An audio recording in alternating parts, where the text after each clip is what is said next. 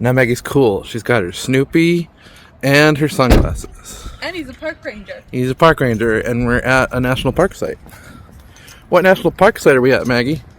You're gonna make me say his name again. I am going to make you say his name again. Ulysses S. Grant National Historic Site.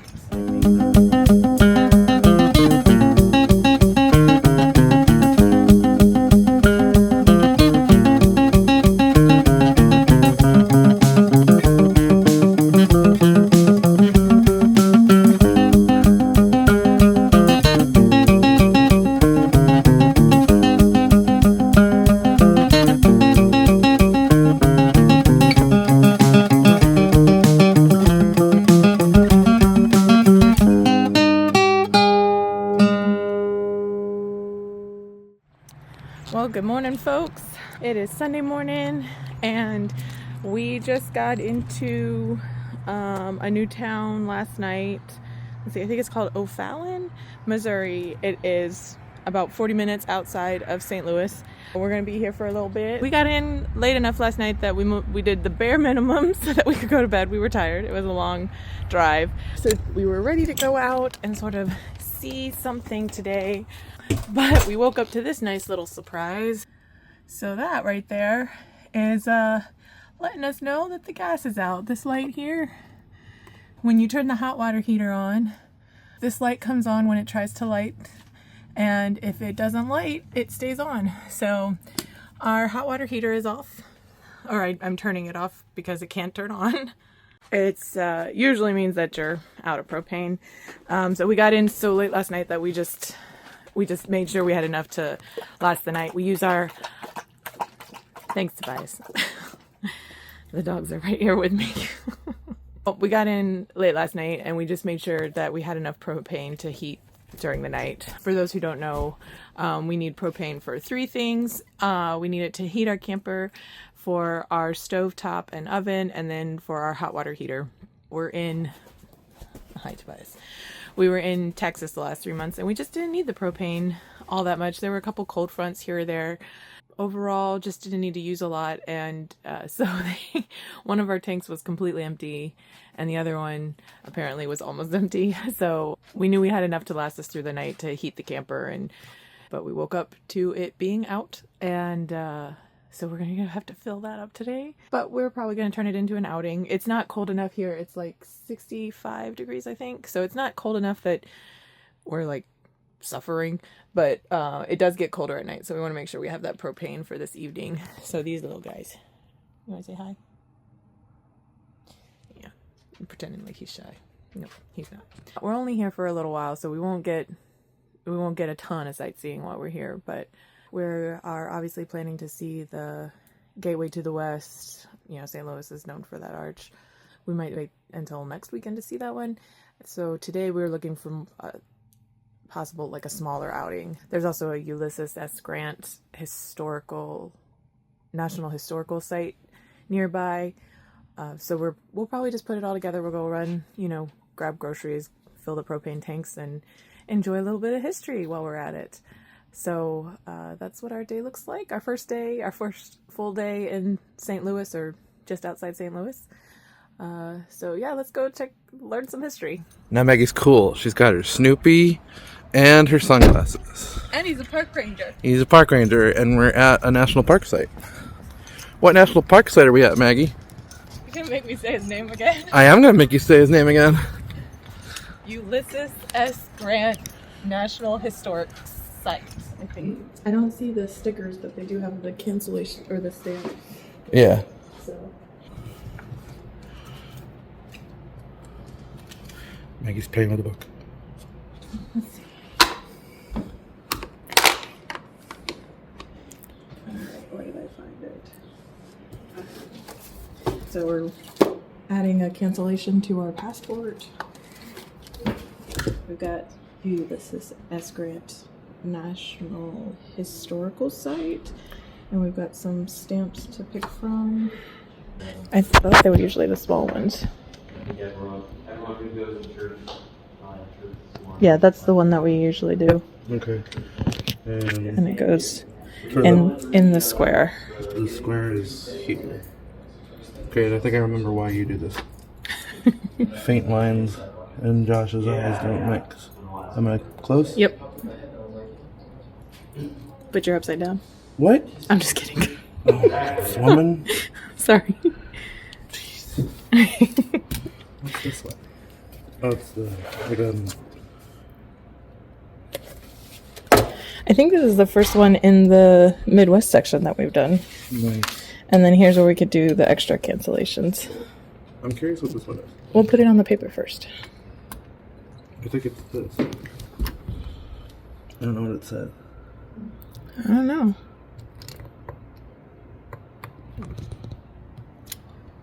Nope. It's a little house. Is it the house? Yeah. I think it's the house. Do we want it? Yeah, we usually do the other cancellations, like... Yeah.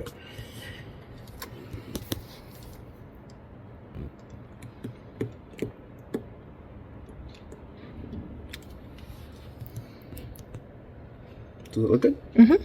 Yeah, I think that's his house. You said this is the junior one? We don't do Yeah, we don't usually do the junior one. So this one? Attention visitors, if you're interested in viewing our park film, Ulysses S. Grantwood, Freedom, that film will begin in about 5 minutes in the park. Oh, that's his wife. We already did that one. Our park film, Ulysses S. Grantwood, Freedom. That film will begin showing in the park view in about 5 minutes. You're welcome to enter at any time. It's not square. Located in visitors. Oh, well. It's okay. It's the like extra 250. cancellations. Yeah. Yay! So again, we have the collector's edition, but they have other ones Little smaller ones. if you wanted to participate in this too. All right. Going to the museum.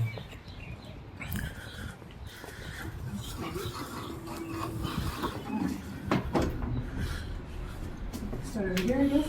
Sure. The only thing I do remember about Grant was he was a good general, but not a good president. Oh. And he became president because of his general work, Yeah. but he was not a good president. That's what I remember learning. I'm interested to see like what his involvement was with With the slave trade? or like the black population in general. Was he like his stance, I guess? Yeah. Black voters played a key role in his presidential election victory. Hmm. He had a very clear win in the electoral college, but not in the popular vote. Like the popular vote did pick him, but Yeah. it wasn't very much. Hmm. He like helped enforce the, what was it called? Enforcement Acts, which is sometimes called to the Ku Klux Klan Act, to help, I guess, against white supremacy. Mm. And so like supporting military to take more drastic actions against these violent groups. Okay, so in short term, he used the Enforcement Act effectively to destroy the KKK. But the violent acts continued long after that, so. Yeah. Oh, this is cool. So after he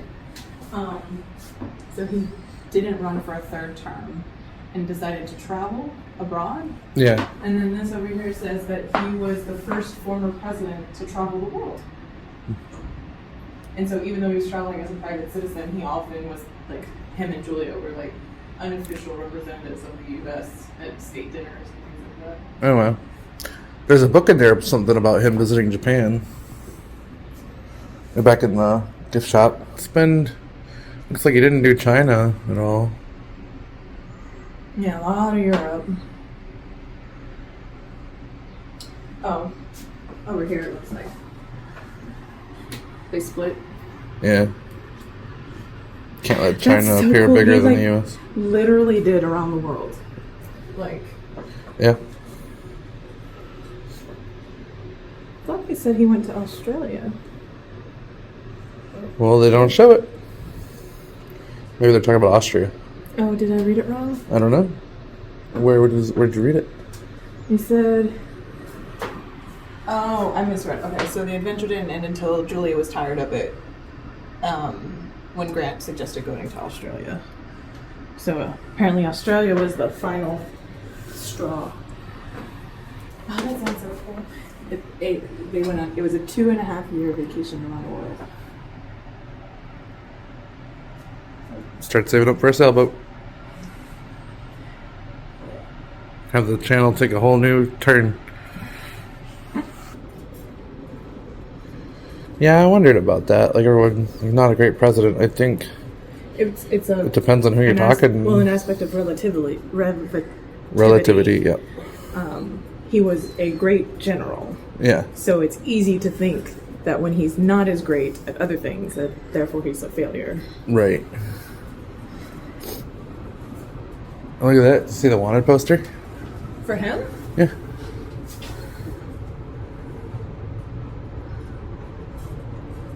Oh. It's not a wanted poster. It says wanted. Oh, we won't. Well, you gotta read it. What book is it? It's about his book. Oh. That's okay. He's wanted. So at the war's end, President Andrew Johnson, who I think I've heard was not a great guy, not popular, but wanted harsh punishment for former Confederates. But when the Republican-controlled Congress, who at the time the Republican Party was against slavery, pushed for black citizenship, Johnson like reversed his position, and so now he's like he pardoned some of the white Southerners and encouraged them to regain political power and stuff like that. And that's sort of what Grant apparently struggled with this because he was his commander in chief and everything, but then eventually he made it publicly known that he was not supporting this.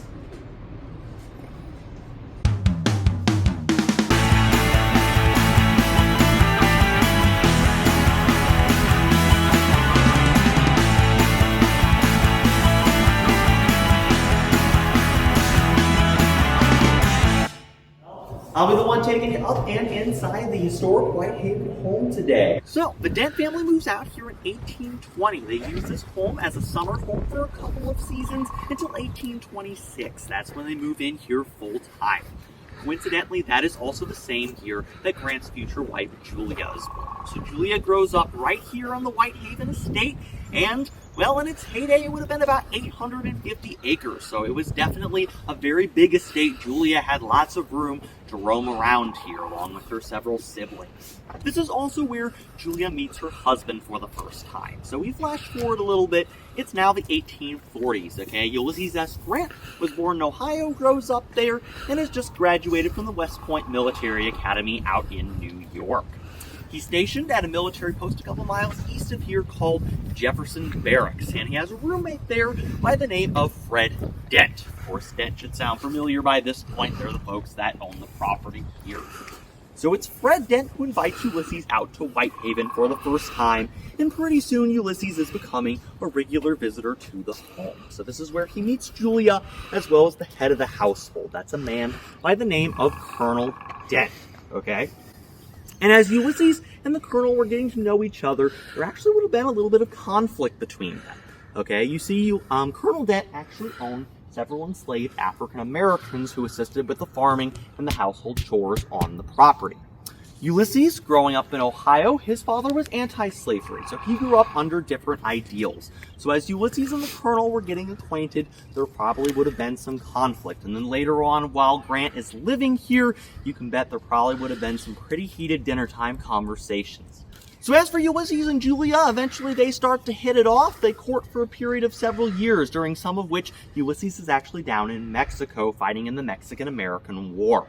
Once that war is over, Ulysses and Julia tie the knot, they get married, and from there they can start traveling and begin to grow their family. So they travel around the country for the next couple of years. In 1854, comes back to Whitehaven, and in St. Louis is where he spends the next 5 years of his life. He tries a series of different jobs here, but the biggest one of note is farming. His father-in-law, Colonel Dent, since they're married, he is his in-law by this point, grants him about 80 acres about a mile north of here, upon which Ulysses can attempt to farm. And unfortunately, a lot of things are sort of working against Ulysses Grant, the farmer. And so he tries a couple other odd jobs in the city of St. Louis, but by 1859, their family has increased from 2 children up to 4. Okay, so they needed to sustain their growing family. Nothing's really working out for them here in St. Louis. His biological father has moved up to a town in Illinois called Galena. He owns a shop there and offers Grant a job, which Grant accepts. So the family packs up, moves again up to Galena, and that's where they are when the Civil War breaks out. And the important thing to remember is that Grant had resigned from the military just a few years prior. So he actually has to re-enlist with the Union Army. He's put in charge of a group of volunteers, and then throughout the war, he eventually does rejoin the official Union Army, work his way up through the ranks until by the end of the war, he's the head of all Union armies and pretty popular around that time as well. But right after the Civil War, there was a higher calling. Okay, the whispers begin. Grant, you should run for president. It's like, come on, guys. I just fought a civil war. Now you want me to get into politics? But he decides to give it an honest effort. And, well, good on him. Okay, he actually wins a substantial majority and goes on to serve 2 terms as our 18th U.S. president. Grant designs and orders the construction of that stable down there. Okay, the animals he was trying to breed, racehorses. Grant always had an affinity for horses, even dating back to his early days in the military. So he tries to start up his racehorse breeding enterprise. I assume y'all have probably never heard of Grant, the famous racehorse breeder, so you might be able to guess how that turned out for him. 1874, that is when Whitehaven gets its makeover. We don't know exactly who ordered the paint job, since Ulysses and Julia would have been out in Washington in the White House since he was president, and there were several caretakers on the property at the time. But there would have been several possible reasons why this would have been done. Number 1, believe it or not, guys, this color was actually fashionable back in the day, okay? Some people like it, some people hate it. I'm sort of somewhere in the middle, but you can't deny that it definitely stands out against the landscape, especially before all the greenery has come in. Point number 2, this paint actually cost quite a bit of money, okay? So what better way to show off to your neighbors that you have a lot of money than to paint your entire house an expensive shade of paint? We have the receipts dating back to that. That actually comes out to about $5,000 in today's money. So yeah, it was a pretty costly paint job, but that's how it became Paris green. It was originally white, so it was true to the Whitehaven name, and it's gone back and forth over the years. So yeah, Grant owns this house throughout both terms as president. He goes on a 2-year-long world tour following the presidency, and then eventually ends up in New York, where he would spend the rest of his life. Unfortunately for Grant, 2 bad things happened to him in New York. First is business related. His son and a man by the name of Ferdinand Ward have just started up a business. They asked Grant to put some money into that. Grant says, all right, I'll do it. Ferdinand Ward says, ooh, money, and steals Grant's money and runs away. So Grant gets scammed out of quite a bit of cash in that business deal, and he's also forced to mortgage off his beloved Whitehaven to a powerful family called the Vanderbilts, who you may have heard of before. They actually own this house for a short period of time. It's also while he's out in New York that Grant gets his other piece of bad news. He had picked up cigar smoking back during the Civil War, and after several decades of smoking, he discovers that he has cancer. So not only has he lost a bunch of money, now he has also died. So he decides, I've done a lot of traveling, let's write a book about it. So working through his cancer, he writes his memoirs, gets those published just a couple days before he dies, and luckily for his family, the book becomes a bestseller. So once those royalty checks start coming in, family is able to make a nice profit off of that. As for the house, well, if y'all look around you, is there farmland around here anymore? No, not so much. So bits and pieces got sold off over the years, but there was a local group here in St. Louis called Save Grant's Whitehaven. They really wanted it preserved, so they started raising the funds initially to turn it into a St. Louis County park. By the end of the 1980s, it had become nationally attentive, and Congress was able to pass a law to turn it into a National Historic Site, which remains to this day. It's kind of a full circle moment for Grant, you see, because when he's president in 1872, he's the one that signs the bill into law that creates our very first national park, Yellowstone, out in Wyoming. Yeah, so over 100 years after the creation of Yellowstone, the man finally gets a National Park Service unit of his very own. So folks, that's the Grant story. We're going to go ahead and head on inside the house. Okay, once again, it'll be self-guided from here. You'll be able to check out anywhere on the first floor.